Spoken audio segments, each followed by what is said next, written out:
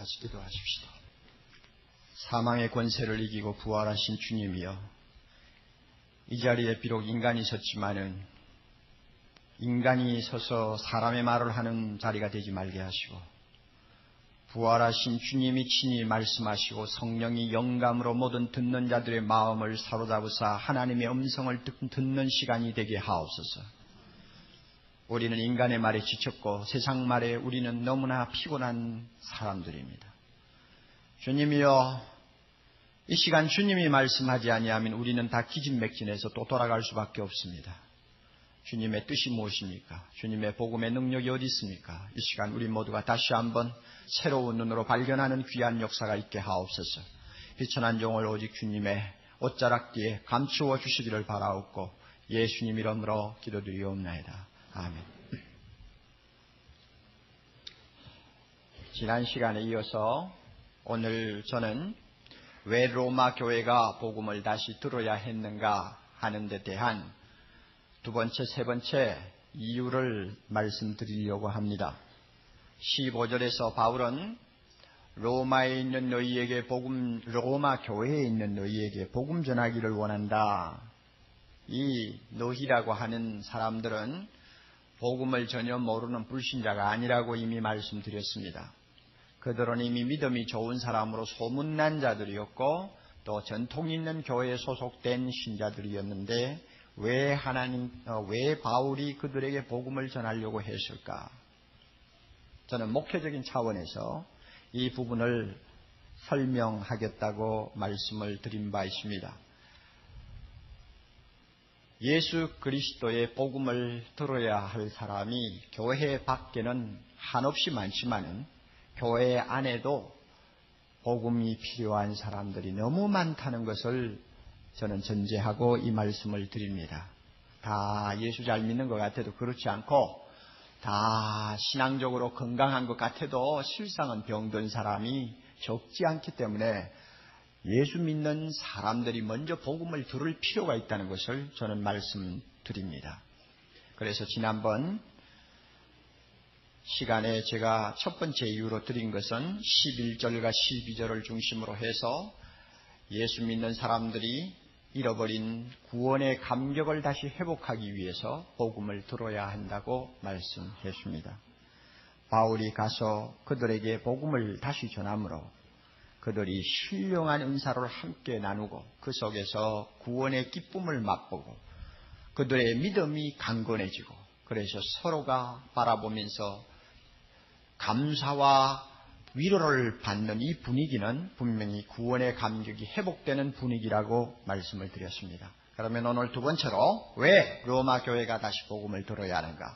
왜 사랑의 교회가 복음을 다시 들어야 하는가? 두 번째 이유는 복음의 능력을 회복하기 위해서입니다. 복음의 능력을 다시 회복하기 위해서 복음 들어야 한다 하는 것입니다. 이것은 16절, 17절을 중심으로 해서 여러분들이 말씀을 통해 깨달아야 할 진리입니다. 내가 복음을 부끄러워하지 아니하노니 하고 시작되는 이 16절, 17절은 로마서 전체의 가장 중요한 요절이라고 말할 수 있습니다. 그러므로 여러분들은 16절, 17절을 반드시 외우시기를 바랍니다. 로마서를 공부하는 분들이 16절, 17절을 못 외우면은 이것은 참 부끄러운 이야기가 됩니다. 로마서의 제목이요 주제입니다. 꼭 외우시기를 바랍니다. 그러면 이 본문에 보면 왜 바울이 복음을 부끄러워하지 아니하느냐 하고 설명이 나옵니다. 왜 로마 교회를 향해서 복음을 부끄러워하지 아니하고 또 전하고 싶어 하느냐 하는 이유가 나옵니다. 그 이유는 모든 믿는 자에게 무엇을 주시는 구원을 주시는 하나님의 능력이 되기 때문에 복음을 전하고 싶다고 그는 말합니다. 이 구원 주시는 하나님의 능력, 이것을 로마 교회가 다시 회복해야 됩니다. 그러기 위해서는 복음을 다시 들어야 한다는 말입니다. 구원을 주시는 하나님의 능력이라는 말은 하나님만이 하실 수 있는 일이라는 뜻입니다. 하나님만이 해낼 수 있는 일, 그것이 뭐냐면 구원이라는 거예요. 그러므로 오늘 먼저 구원이 무엇인가에 대해서 잠깐 다시 한번 생각해 보십시다. 여러분, 구원 받으셨습니까? 이렇게 물으면 우리는 흔히 예, 받았습니다. 어떻게 받았나요? 예수 믿어서 받았습니다. 그러니까 구원이 뭐예요? 다음에 죽어서 천당 들어가는 걸 말합니다. 우리 흔히 이렇게 대답을 합니다. 그것이 틀린 대답은 아니죠. 정확한 대답이죠. 그런데 여기에서 우리가 머물면 구원이라는 그 의미를 너무 좁게 생각할 가능성이 있습니다. 구원이 뭐냐? 하나님이 우리에게 주신 구원, 믿는 자에게 주시는 하나님의 구원이 뭐냐? 본문을 보시면 구원이라는 말하고 똑같은 의미로 바뀌어서 사용되는 말이 있습니다. 17절, 복음에는 뭐가 나타나나? 하나님의 의가 나타난다. 하나님의 의하는 말하고 복음하고 구원하고 같은 뜻입니다. 그러니까 복음에는 구원이 나타나서 하는 말을 사용해도 좋고 복음에는 하나님의 의가 나타나서 하는 말로 대치해도 좋다 그 말입니다. 그러면 복음을 구원이라는 것이 무엇이냐를 설명할 때는 하나님의 의에 대해서 설명이 나와야 돼요. 구원받는다는 것이 뭐냐? 죄인이 말이죠. 절대 용서받을 수 없는 죄인이 하나님 앞에 모든 죄를 용서받고 의인이 되는 것이 구원입니다. 그래서 여기에 하나님의 의라는 말이 사용되는 것입니다. 인간이 옳다고 보는 의가 아니고 죄가 전혀 없으신 거룩하신 하나님이 보시기에 의롭다고 하는 자리로 인정받는 그것이 구원이요. 얼마나 기가 막히는 것입니까? 당신 구원받았어? 예, 받았습니다. 구원받았다는 게 뭐예요? 아이고, 나 같은 죄인이 하나님 앞에 전혀 죄 없는 사람으로 용서를 받고 의인이 되었으니 이거 이상 기가 막힌 구원이 어디 있어? 이렇게 대답하면 그거 참 실력 있는 대답입니다. 그렇게 하니까 어떤 일이 일어납니까? 하나님 앞에 죄인이 의인이 되어버렸으니까 드디어 하나님하고 화목하게 되어서 하나님의 아들로 입적을 하죠. 기가 막히죠. 그 다음에 내가 죄인이 아니고 의인이 되어버렸으니까 죄인이었을 때에 종노릇하던 죄, 죽음, 마귀의 권세로부터 깨끗이 자유함을 얻었죠. 할렐루야. 이게 구원이라고 말이에요. 이렇게 죄와 사망과 마귀로부터 해방이 되고 나니 그 다음에 우리에게 무엇이 주어지느냐 합니까? 예수님이 부활하실 때 가지신 그 영원한 생명이 우리에게 주어졌어요. 그래서 내 안에 영생이 있어요. 내 안에 영원히 사는 영생이 있으니까 그 다음에는 영원히 살아야 될 나라가 필요하지 않습니까? 저 하나님 나라의 영광, 영원히 살 그 나라가 약속이 되어 있습니다. 이걸 다 일컬어서 뭐라고 합니까? 구원이라고 그런단 말이요. 의롭다함을 받고 하나님과 화목되고 그 다음에 죄와 사망과 사탄의 권세에서 자유함을 누리고 그 다음에 예수 그리스도의 영원한 생명을 내가 나누어 받고 그 다음에 내가 가서 영원히 살 하나님 나라에 대한 영광을 약속받은 이 전부를 일컬어서 뭐라고요? 구원이다. 이 말을 한마디로 묶어서 구원이다 하는 것입니다. 그런데 우리가 구원이라고 말할 때 또 이것으로만 해석이 끝나서는 안 돼요. 왜 그런가 하면 여러분 한번 생각해 보세요. 인간의 모든 사고, 인간의 모든 질병, 인간의 모든 약함은 어디서 오는 것이냐? 영혼이 병들고 영혼이 죄로 인해서 부패했기 때문에 나오는 것 아닙니까? 그런데 내 영혼이 예수 그리스도의 복음을 듣고 하나님 앞에 의인이 되어서 죄책감에서 벗어나 공포에서 벗어나 고독에서 자유함을 얻어 인간의 허무에서 깨어나 내 영혼이 그와 같은 은혜를 받으면 그것이 어디에 미칩니까? 내 정신세계에 영향을 미칩니다. 정신세계에 영향이 가면 그것이 어디까지 갑니까? 내 육체에까지 영향이 옵니다. 그러면 진짜 하나님 앞에 구원받은 사람은 영혼만 하나님 앞에 의로워져서 천국 들어가는 것이 아니고 영원히 받은 은혜 때문에, 구원의 은혜 때문에 정신적으로 새 사람이 되어버립니다. 불안하던 사람이 불안이 없어지고 평안을 누리게 되어요. 고독하던 사람이 주님과 더불어 동행함으로 고독을 몰라요. 불평불만, 원한에 사무쳐 있던 사람이 모두 용서해버리기 때문에 마음에 기가 막힌 하나님의 평안과 사랑이 주어져요. 영원한 나라를 내다보고 살기 때문에 세상에 대한 여러 가지 마음 상하는 일들이 있어도 그것 때문에 그 사람이 병이 든다든지 거꾸러지는 일이 거의 없어요. 그러니 정신적으로 새 사람이 되어버려요. 그리고 이렇게 구원을 받으면요, 게을렀던 사람이 어떻게 되나요? 살맛이 나니까 어떻게 되나요? 부지런해지지. 부지런해지니까 또 어떻게 됩니까? 부지런해지니까 돈 잘 벌고, 돈 잘 버니까 어떻게 됩니까? 가정이 유복해지고, 유복해지니까 어떻게 되나요? 걱정이 덜해지고, 걱정이 덜해지니까 행복해지고, 행복해지니까 기분 좋지 뭐 그래. 제가 이야기하는 말이 뭐냐 하면, 구원이라는 것을 이야기할 때 영원만 하나님 앞에 우러러져서 천국 들어간다, 이런 좁은 의미로 생각하지 말고 그것 때문에 나타나는 정신적인 세계의 구원, 육체적인 영역에까지 미치는 구원의 영향 다 포함해야 된다고 말해요. 그리고 하나님 나라에 들어가서 잘 행복하게 사는 것만이 아니고 이 세상에서 구원받고 정신적으로 또 육체적으로 새로워졌기 때문에 행복하게 사는 현실의 축복까지 다 포함해서 구원이라고 그래야 된다 그 말입니다. 그러니까 전인격적인 구원이요, 그 다음에 무엇입니까? 현실과 내세의 구원을 다 포함합니다.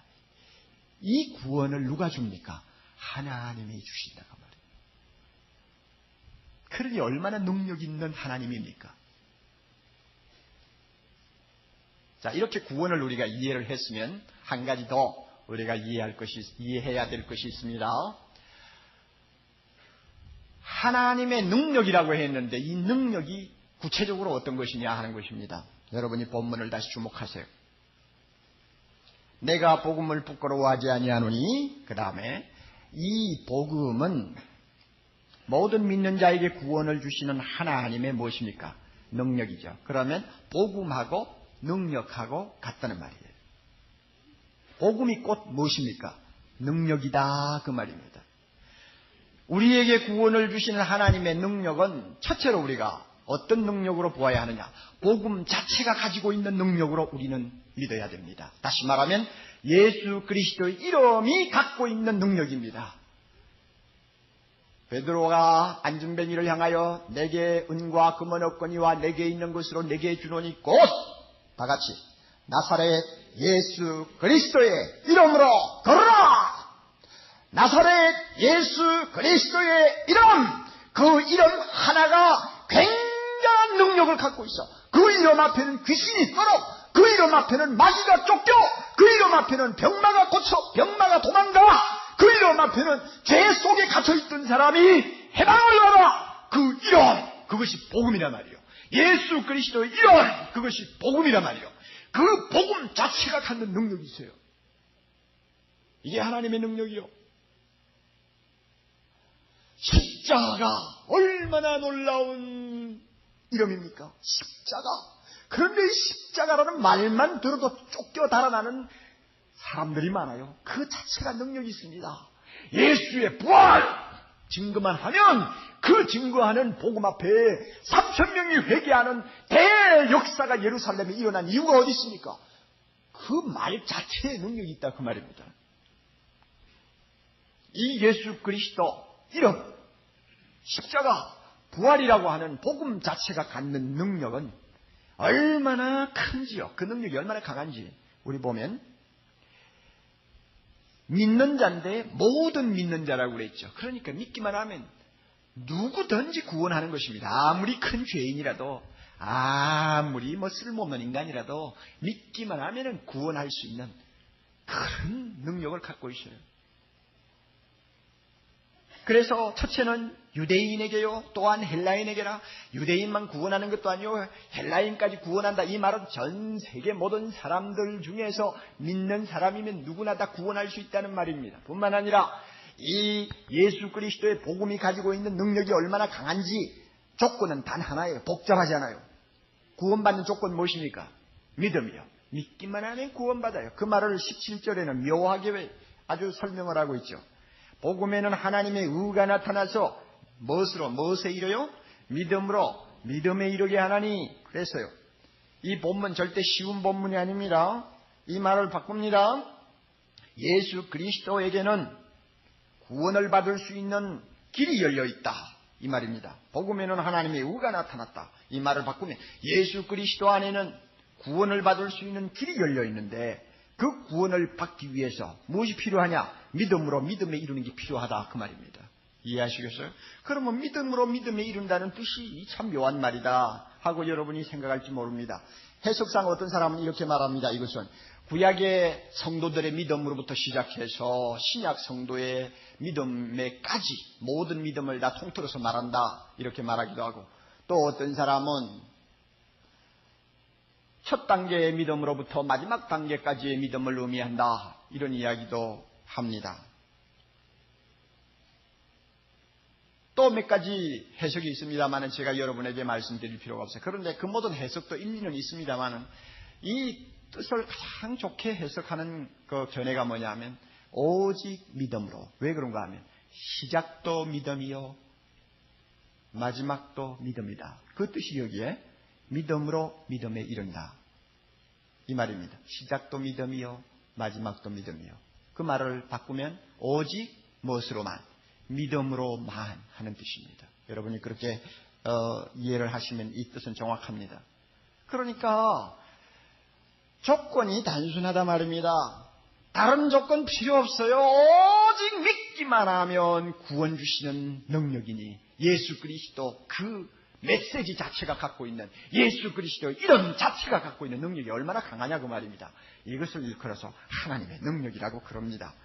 그리고 또 이 하나님의 능력이라는 말에는 다른 또 중요한 요소가 있습니다. 그것은 뭐냐면 본문에는 나타나 있지 않습니다만은 사도행전 1장 8절 또 다른 성경 구절을 보면은 예수 그리스도의 이름을 전하는 자에게 성령이 특별히 부어주시는 권능을 이야기합니다. 한 가지 물어볼까요? 우리 예수 믿는 사람들이 세상에 나가서 예수 믿는 사람으로 행세하지 않습니까? 그리고 또 기회가 있으면 예수 믿으라고 전도도 하지요. 그리고 또 예수 믿는 사람들끼리 모이면 함께 기도도 하고 예배도 드립니다. 그런데 이와 같은 모든 신앙 생활하는 자세, 또 태도, 또 이런 행동이 사탄을 방어하기 위해서입니까? 아니면 사탄을 공격하는 행위입니까? 어느 쪽입니까? 어느 쪽이에요?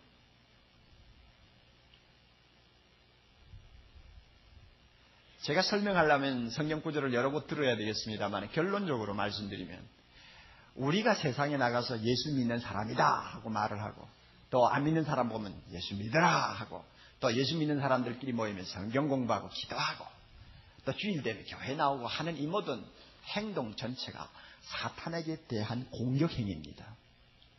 공격이에요. 우리는 방어자가 아닙니다. 왜? 예수 그리스도가 이미 세상을 이기었기 때문에 우리는 공격하는 사람들이요. 사탄은 항상 방어하는 입장입니다. 그러면 어느 쪽이 힘이 더 강해야 합니까? 제가 군사학적으로 문외한이니까 이런 소리 하는 것이 우습습니다만은 맞는지 안 맞는지는 몰라요. 제가 들은 대로 이야기하면 어떤 나라에서 다른 나라를 침공해가지고 공격을 하려면, 어떤 고지를 공격하려면 공격하는 군대는 방어하고 수비하는 군대보다도 화력이 3배로 강해야 승리할 승산이 있다고 그래요. 화력이 똑같다든지 화력이 부족하면 공격하는 팀이 불리하다 그 말입니다. 그 일리가 있는 이야기 같아요. 그렇다면 그 원리가 영적 세계에도 통하겠죠. 우리는 방어자라고 했습니까? 공격자라고 했습니까? 공격자요. 공격자니까 우리는 사탄보다도 배로 아니면 3배로 강해야 합니다. 그러기 위해서 하나님이 세상에 복음 들고 나가는 모든 성도에게 무엇을 부어주십니까? 성령의 뭐요? 권능을 부어주십니다. 성령의 능력을 부어주십니다. 예수 이름 전하는 자에게, 예수 믿고 안 믿는 사람들 틈에서 세상 생활을 하는 자들에게 사탄으로부터 공격을 당하지 않도록 하기 위해서, 또 사탄의 세력을 정복하도록 하기 위해서 능력을 부어주신단 말이에요. 이 능력을 일컬어서 하나님의 능력, 구원 주시는 하나님의 능력이라고 부릅니다. 제가 2가지로 말씀드렸습니다. 구원을 주시는 하나님의 능력은 첫째로 무슨 능력이라고 했어요? 복음 그 자체가 가지고 있는 능력이라고 했습니다. 예수 그리스도 이름이 갖는 능력이라고 했습니다. 두 번째는요, 예수 믿는 사람에게 부어주시는 누구의 권능이요? 성령의 권능이라고 했습니다. 교회는 이 하나님의 능력을 가지고 있어야 돼요. 항상 이 능력에 사로잡혀 있어야 됩니다. 예수 믿는 사람은 어린아이로부터 어른까지 사람들 눈에는 잘 보이지 않겠지만은 항상 이 능력으로 무장을 하고 있어야만이 세상을 이길 수 있고 하나님 앞에 헌신하고 하나님께 영광을 돌릴 수가 있습니다. 그런데 불행하게도 이 능력에 약점이 있어요. 이 약점은 능력 자체의 약점이 아니고 능력을 담고 있는 우리 자신들의 약점입니다. 구원의 감격이 약점이 있다고 그랬죠. 진리를 깨닫지 못하면 뭐라고요? 감격을 모른다고 그랬고, 오래되면 어떻게 된다고 그랬어요?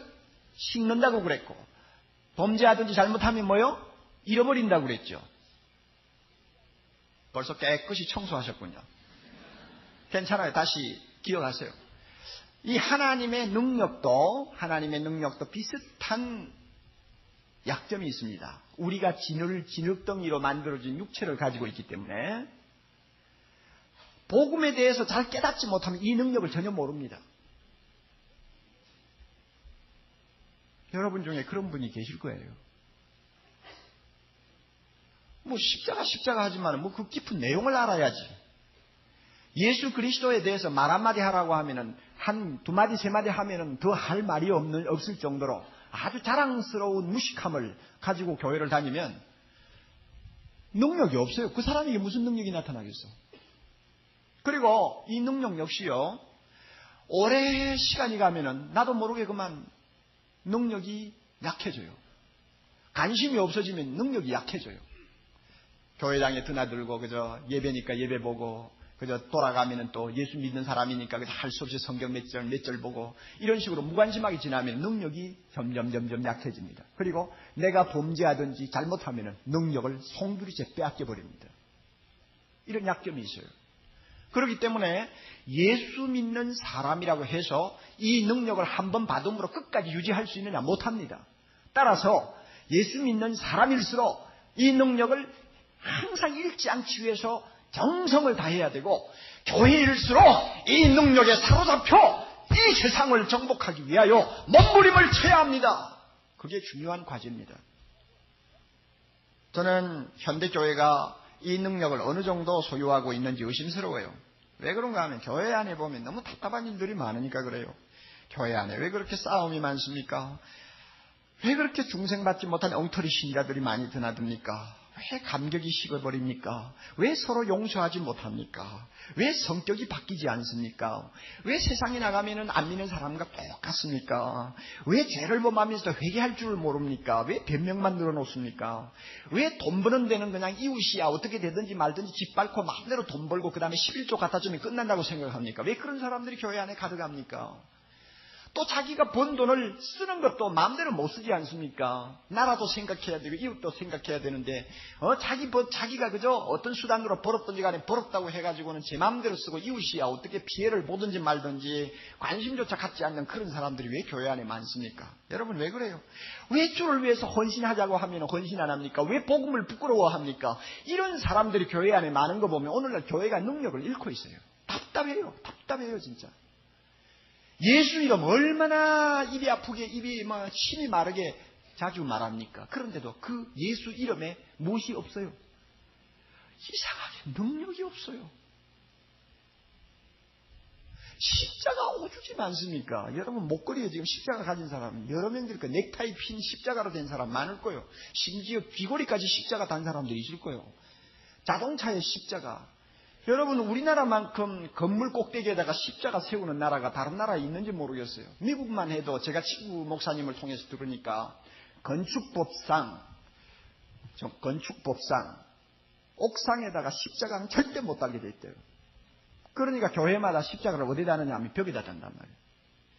그러지 않으면 아예 달지 않던지. 그런데 우리나라는 참 감사한 일인지 부끄러운 일인지는 모르지만 달았다 하면 꼭대기야 말이야. 달았다 하면 꼭대기야. 높은 데다가 달아놓고 밤만 되면은 막 울긋불긋 얼마나 대단합니까? 막 금방 우리 한국 전부가 막 그저 복음화 될 것 같은 착각을 느낄 정도고 아니면 이 나라가 전부 복음으로 활활 타오르는 것 같은 느낌을 가질 만큼 십자가가 많이 있어요. 그러나 보세요. 이 십자가가 능력이 있습니까 오늘날? 국민의 85%가 아직도 사신우상을 섬기는 자들이요. 사회는 여전히 불의와 타락으로 시궁창이 되어가고 그런데도 세계에서 제일 십자가가 많은 나라. 이 부끄러운 현상이에요. 나는 십자가 전부 떼내렸으면 좋겠어요. 떼내리고 십자가 붙이지 말고 진짜 한번 해보자 하고 다시 출발했으면 좋겠어요. 부끄러워서 못 살겠어 아주 그냥. 벤디에르라고 하는 그저 우리가 잘 모르는 사람입니다만은 그가 쓴 요새 함락이라고 하는 책이 있는데 그 책 가운데서 자기들이 겪은 경험담 하나가 기록이 되어 있어요. B-17기를 타고 B-17기가 어떻게 생겼는지 잘 모릅니다. 17기를 타고 2차 대전 때 독일의 카셀이라고 하는 도시를 폭격하는데 그만 폭격을 하다가 독일 나치군이 쏘아대는 대공포에 연료 탱크가 맞았습니다. 탄환이 기관총이 연료 탱크에 한 방 맞았단 말이에요. 그러면 터질 것 아니요? 그런데 이상하게 터지지를 않으니까 야 이것 봐라 하고는 놀래가지고 조마조마한 마음으로 기지에 빨리 돌아왔습니다. 돌아와가지고 내려서 연료 탱크를 조사해 보았더니 한 방이 맞은 것이 아니라 11방이 맞았어. 11발의 탄환이 연료 탱크를 때렸는데 그 연료 탱크가 전혀 폭발을 안 했단 말이에요. 얼마나 기적입니까? 그래서 탄환을 전부 수거해가지고 병기고에다가 보냈더니 거기서 탄환을 전부 분해를 해보았습니다. 해보았더니 11개 중에서 10개가 전부 텅텅 비어있는 탄환이야. 화약이 들어있죠. 그러니까 폭발이 안 되지. 그런데 나머지 하나 안에는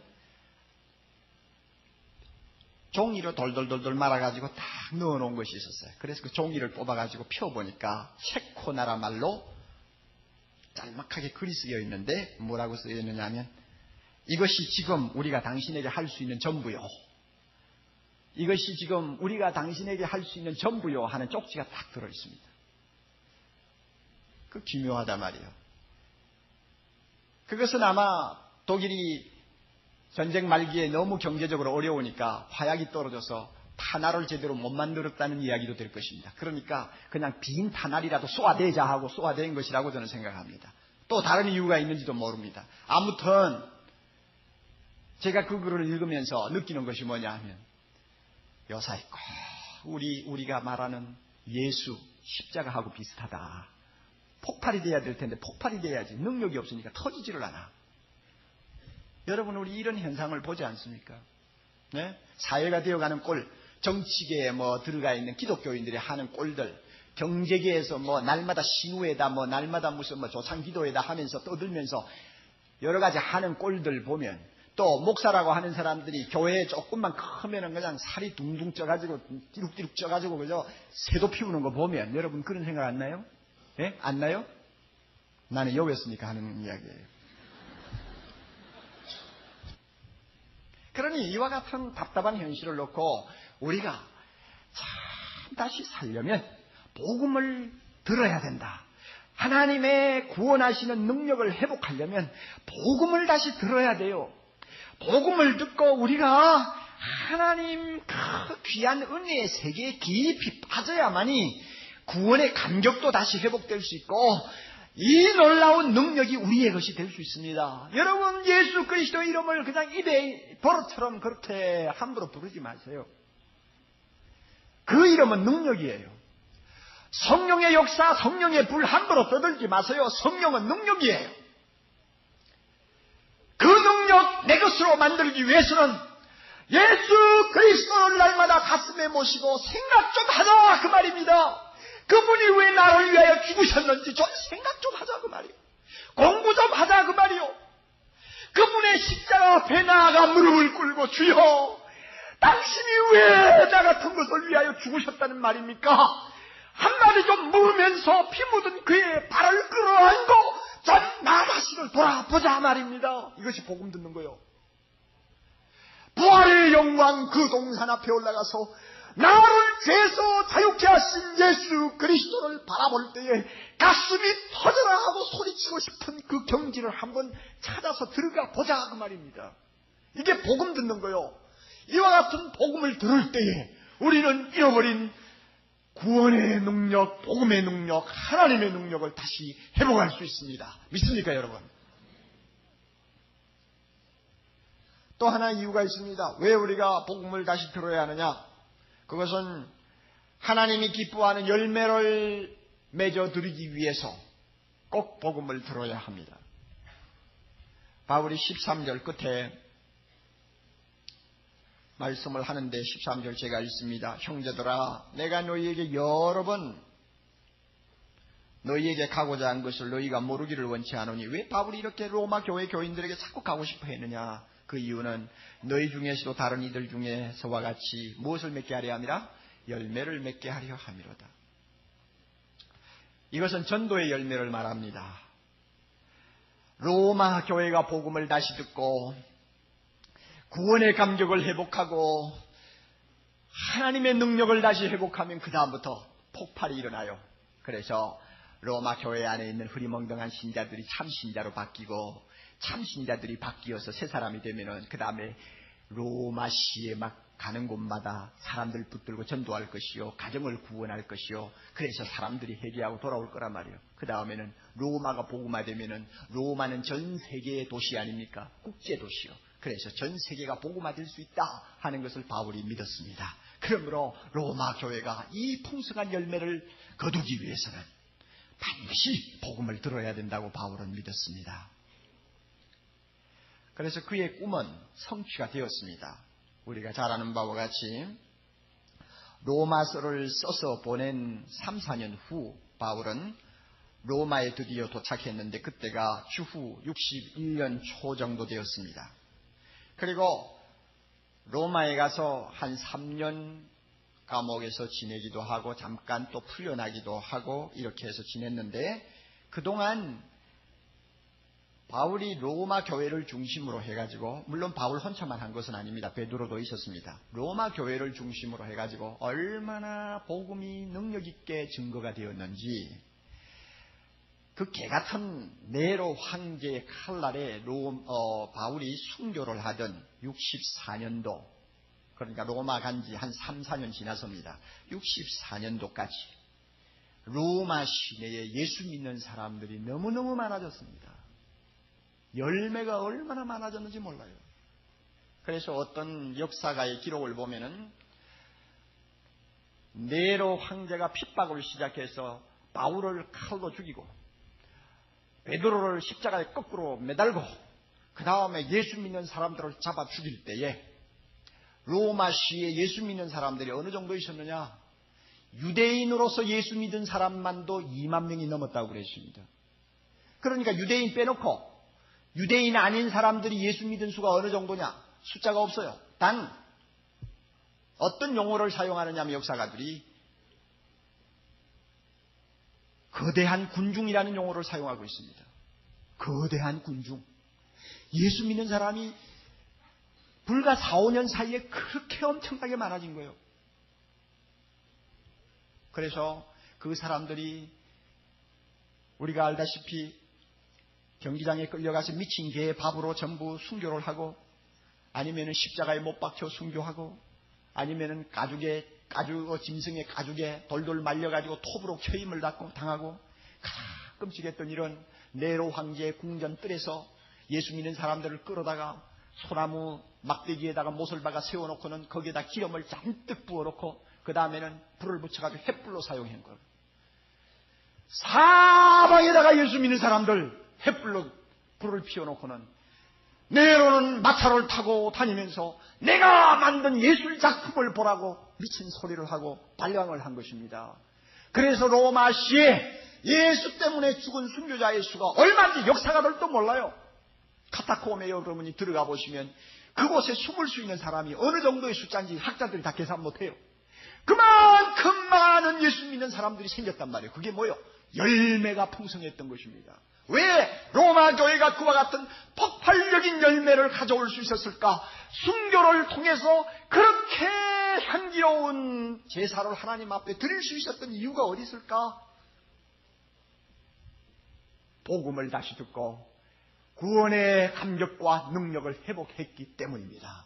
오늘 우리도 그렇게 돼야 되지 않겠어요? 하나님은 사랑의 교회가 구원의 열매를 맺기를 원합니다. 우리만 예수 믿고 천당 오기를 기다리지 않아요. 하나님은 모든 사람이 구원을 받으며 진리를 아는 데 이르기를 바란다고 했습니다. 하나님은 악한 자들이 멸망받는 것을 원치 않는다고 분명히 말했습니다. 그러므로 우리는 열매를 맺어야 됩니다. 그러려면 어떻게 해야 돼요? 복음 들어야지. 우리가 먼저 복음 들어야지. 저는 교회 증축 공사를 하고 있으니까 자주 현장에 가보는데 참 현장에서 기술자들이 하루 종일 일합니다. 그리고 막노동판에서 일하는 사람들도 있습니다. 그 우리나라의 보배들입니다. 진짜 보배들이요. 그래서 그 일하는 모습을 볼 때마다 저 사람들이 예수를 믿어야 될 텐데 어떻게 하면 전도할 수 있을까? 아무리 생각해도 궁리가 나지를 않아요. 그래서 현장 소장 보고 그 사람은 자주 만나니까 예수 좀 믿어요.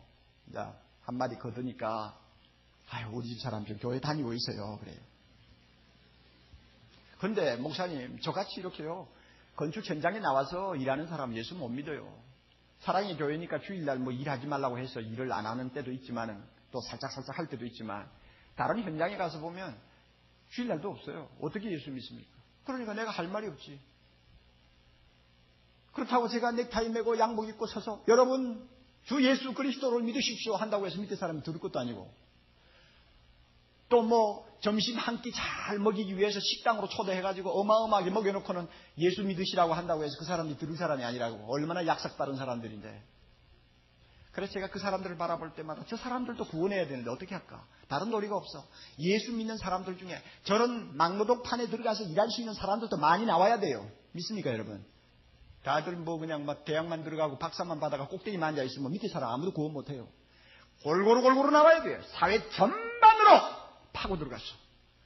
복음을 들고 하나님의 구원의 능력을 한번 입증할 수 있는 사람들이 나와야 돼. 함께 막노동하면서 전도할 수 있는 사람이 나와야 된다고 말이에요.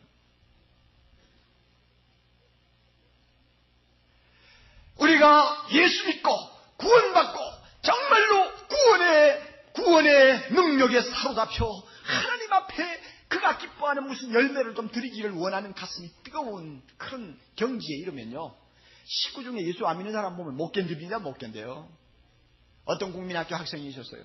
너무나 예수를 잘 믿습니다. 여러분 국민학교 학생이라고 깔보면 안 됩니다. 그들이 은혜 받으면요. 놀랍습니다. 놀라워요. 이 국민학교 학생 은혜를 크게 받았어요. 얼마나 예수를 잘 믿는지. 그런데 자기가 예수 믿고 구원의 감격을 가슴에 그냥 벅차게 느끼고 그 다음에 이 예수 나만 믿어서는 안 돼. 아빠도 믿어야 되고 엄마도 믿어야 되고 하는 것을 느꼈을 때 그가 어떻게 견디겠습니까? 참을 수가 없어. 그래서 예수 안 믿는 아버지를 보고 날마다 아빠 예수 믿어줘요. 예수 믿어줘요. 예수 믿어요. 예수 믿어요. 그 아빠는 그 아들이 그저 그렇게 하는 게 귀엽기만 합니다. 그래 너부터 먼저 믿어. 내가 조금 지나면 내가 조금 시간이 나면 믿을게. 그래. 너무 나를 그렇게 괴롭히면 내가 오히려 부담스럽지 않니? 이렇게 해서 적당히 달래놓고 가는데 이 아이가 심심하면 아프고 예수 믿으라고 합니다. 그런데 교통사고가 나가지고 그 아이가 죽었어요. 하나님이 데리고 갔습니다. 아빠가 너무 충격을 받았어요. 장례식을 하고 나서 그 다음에 여러 날 동안 너무나 울적한 마음을 달랠 수가 없어가지고 그 아이가 쓰던 방에 들어가서 그 아이의 유품을 하나하나 만져봅니다. 옷도 만져보고 읽던 책도 만져보고 그러다가 노트 하나를 발견했는데 일기장이야. 그래서 그 일기장을 펴보았습니다. 펴봤더니 죽기 며칠 전에 쓴 일기장이에요. 일기 내용이에요. 거기 보니까 이렇게 적혀 있었어요. 기도문이 적혀 있었어요. 하나님 아버지, 우리 아빠가 꼭 예수 믿게 해주세요. 만약에 아빠가 예수 믿기 위해서 내가 죽어야 한다면 하나님, 나는 죽기를 원합니다. 내가 죽어서라도 아빠가 예수 믿게 해주세요. 그 글귀가 있었어요. 아빠가 그걸 보고 그냥 기절할 뻔했어요. 너무 쇼크를 받았어요. 예수 믿는 것이 이렇게 중요한 것인가? 생명 내어놓고라도 내가 믿어야 할 일이었는가? 그래서 그가 그 자리에서 하나님 앞에 회개하고 돌아왔어요. 아들의 생명과 자기 구원을 바꾼 거죠. 그분이 누군지 압니까? 지금 세계적으로 일하고 있는 CCC 대학생 선교회 부총재 되는 사람입니다. 구원의 감격, 복음의 능력 우리가 회복하면 하나님께 열매 드리기를 기뻐하는 마음이 가슴 속에서 막 치밀어 올라서 안 믿는 식구 보면 못 견디고 안 믿는 이웃 보면 못 견딥니다.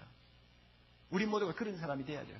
그래서 우리가 예수 이름으로 전하기만 하면 놀라운 능력이 나타납니다. 믿습니까 여러분? 능력이 역사에 왜? 예수 이름이 갖는 능력이 있으니까. 성령이 갖는 능력이 있으니까. 우리가 약해도 괜찮아요. 하나님의 능력이 나타납니다. 우리 모두 부디 이와 같은 축복이 있기를 바랍니다. 그래서 구원의 감격을 회복하고 하나님의 능력을 회복하고 하나님이 원하시는 열매를 풍성히 드리기 위해서 우리 믿는 사람들부터 복음을 새롭게 다시 듣자. 사랑의 교회가 복음의 은혜 안에 다시 잠기자. 오늘도 우리를 향해서 주님이 원하시는 뜻이라고 믿습니다. 여러분, 기쁨으로 찬양 77장을 한번 펴보세요. 기쁨으로 찬양 77장을 펴보면 예수의 이름이 갖는 능력 앞에 놀라운 능력이, 놀라운 일들이 벌어지는 것을 가사로 적어 놓았습니다. 마귀가 쫓깁니다. 병마가 쫓깁니다. 이 세상의 그 어떤 권세도 예수 이름 앞에는 결코 맞설 수 없는 것을 이 가사가 아름답게 기록하고 있습니다. 우리 한 목소리로 한번 오늘 우리가 찬송 부를 때 예수 그리스도의 능력이 우리에게 다시 임하도록, 성령의 권능이 우리를 다시 사로잡을 수 있도록, 사랑의 교회가 이 능력으로 한번 진동할 수 있도록 하나님께서 역사하실 것입니다. 이 찬송 함께 불러야겠어요. 예수 이름으로 다시 안돼, 그래가지고 안돼. 예수 이름으로 예수 이름으로 승리를 얻었네. 아멘. 예수 이름으로 예수 이름으로 승리를 얻었네. 할렐루야. 예수 이름으로 나가 우리 앞에 누가 소리요. 예수 이름으로 나가 승리를 얻었네. 할렐루야. 예수님을 따라 예수님을 따라 어디로든 가리라 예수님을 따라 예수님을 언제고 살리라 예수님을 따라 예수님을 따라가 밝은 태양 빛으로 예수님을 따라가라 밝은 내일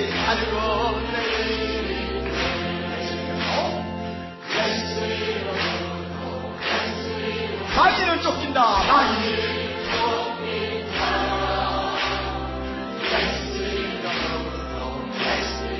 병마는 쫓긴다. 병마는 쫓긴다. 할렐루야. 예수 이름으로 누가 나를 괴롭히려? 누가 나를 괴롭히려? 예수 기도할 때 악마는 쫓긴다.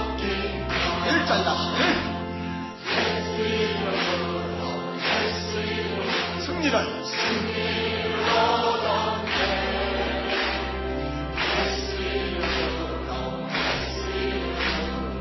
승리를 얻어 할렐루야.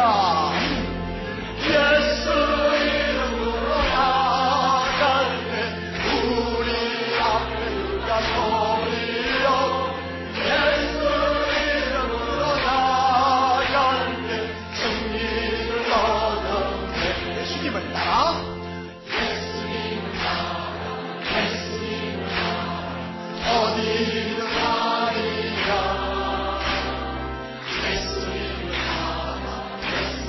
언제고 살리라 언제고 살리라 예수님을 따라 나갈 때 예수님을 따라 밝은 태양같이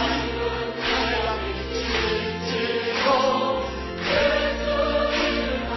살아갈 때 밝은 내일 할렐루야 예수님을 아기는 쫓긴다 아기는 쫓긴다 아멘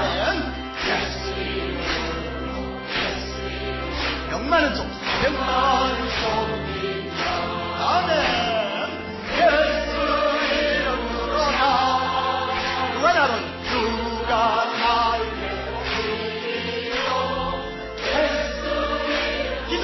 기도할 때 악마를 쫓기 3절 다시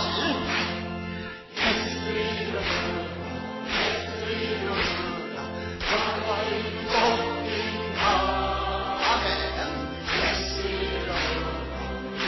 이름으로 영만은 쫓긴다 할렐루야 예수 이름으로 나갈 때 누가 나를 괴롭히리 할렐루야 예수 이름으로 나갈 때 영만은 쫓긴다 할렐루야 아멘. 얼마나 하나님의 능력이 좋아요. 이 능력 복음 안에서 회복하면 사랑의 교회 정말 큰일 할 수 있습니다. 여러분 지난 시간에 우리 무슨 찬송 불렀어요? 몇 장이요? 몇 장이죠? 200장. 가사 외우세요? 가사 외워요? 참 내가 이 말 하려고 일부러 나는 외웠는데 집에 가서 뭘 하세요? 좀 외우지. 자, 설거지 하면서도 좀 하고, 차 타고 가면서도 좀 외우고, 얼마나 좋아요. 주의 피로 예하는 샘물, 참 기뻐 놀고, 할렐루야. 원하는 것이다. 찬송할지라. 찬송하세 주의 보혈 끝에 지금 나가. 계획이 빠진 몸 그것이 서만중에 새약 세상이 거룩합니다 나의 마음 성전사 주께서 계시 아멘 찬송하세 주의 보혈 그새 지금 나가 계획이 빠진 예수를 기도하는 놀라운 은혜 하늘나라지고 내일로 찬송하세 주의 보혈 그새 지금 나가 계획이 빠지고 그것이 3절 주 예수를 놀라운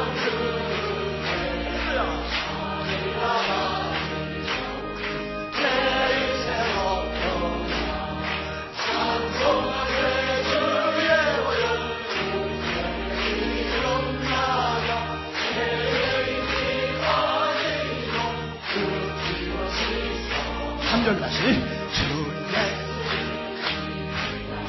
놀라운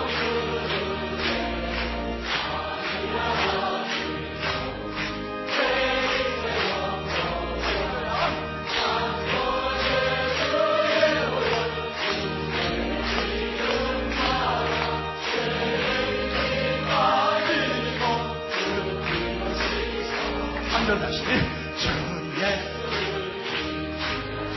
놀라운 할렐루야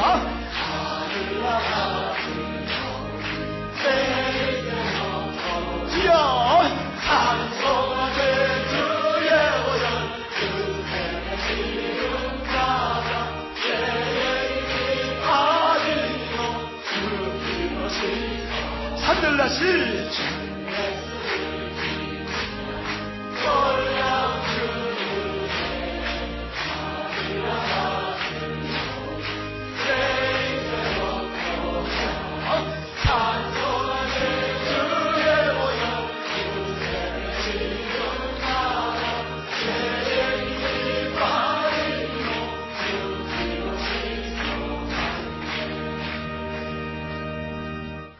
머리 숙입니다. 놀라운 구원을 우리에게 주신 하나님 아버지, 한 줌의 흙이요 구더기요 쇳덩어리요 하나님 앞에 설 수 없는 이것들이 예수 그리스도로 인하여 의롭다함을 받고 오직 믿음으로 영원한 생명 소유할 수 있게 하신 주님이시여, 이 크신 감격을 우리 가슴에 다시 담을 수 있도록 우리에게 복음을 들려주시옵소서. 모든 사람을 구원할 수 있고 아무리 악한 죄인이라도 구원할 수 있고 오직 믿음으로만 구원할 수 있는 복음의 능력, 성령의 권능 우리에게 다시 회복하기 위해 주여 우리의 귀를 열어주사 십자가를 보게 하옵소서.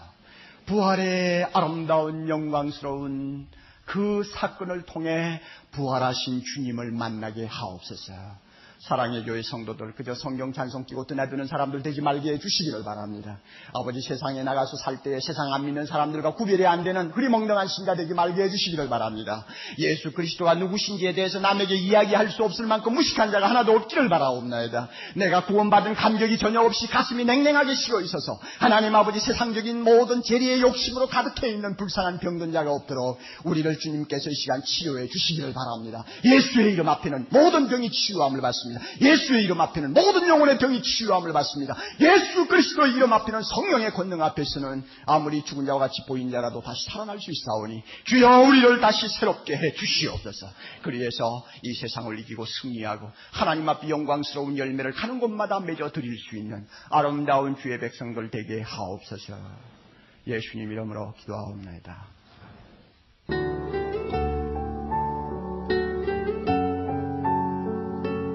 생명의 샘은 출판과 테이프, 영상, 인터넷 등의 가능한 모든 매체를 통해 생수와 같은 은혜의 말씀을 나누는 사랑의 교회 미디어 선교사역입니다.